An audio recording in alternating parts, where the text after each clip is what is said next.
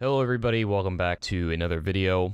Today is going to be an update on both the issue with North Korea and the developing situation currently ongoing in Galwan Valley involving a clash between Indian and Chinese troops. So that's what I'm going to be getting started with today. So about 8 to 9 hours ago, there was reports of a clash between Indian and Chinese troops. The incident itself, I don't know exactly when it happened. I do know that the information that came out, when it came out, it was quite a bit delayed. So the actual incident might have happened yesterday. I don't really know for sure, but the details are that an Indian Army colonel and 2 Army Jawans were killed during a clash with Chinese troops at a standoff point in Galwan Valley. So the initial details that we got were that the troops were not injured via gunfire. They were actually injured during a clash with stones and clubs. Indian and Chinese troops are currently meeting right now to try and diffuse tensions. We don't really know for sure how these talks are going, but there are currently de-escalation steps in process to try and de-escalate the situation. The incident itself occurred during a de-escalation process. It's not really known what caused the conflict to begin. There's some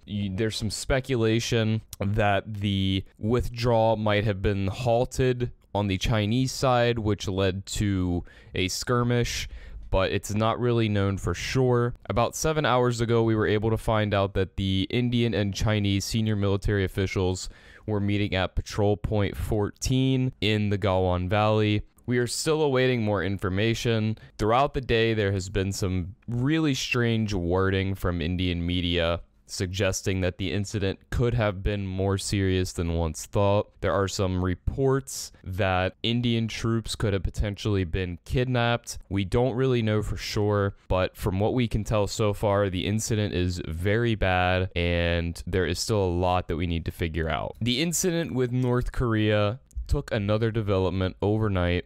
So now today we have seen that the Inter-Korean Liaison Office in Kaesong, North Korea was demolished. North Korea followed through on their threat to demolish the Inter-Korean building. North Korea's state media in a statement has said that their next phase of action is ready. We don't know for sure what their next phase of action is going to be. However, we can believe that it is one of two things. North Korea threatened to remilitarize certain parts of the DMZ, and they also suggested that they would make a push on the DMZ.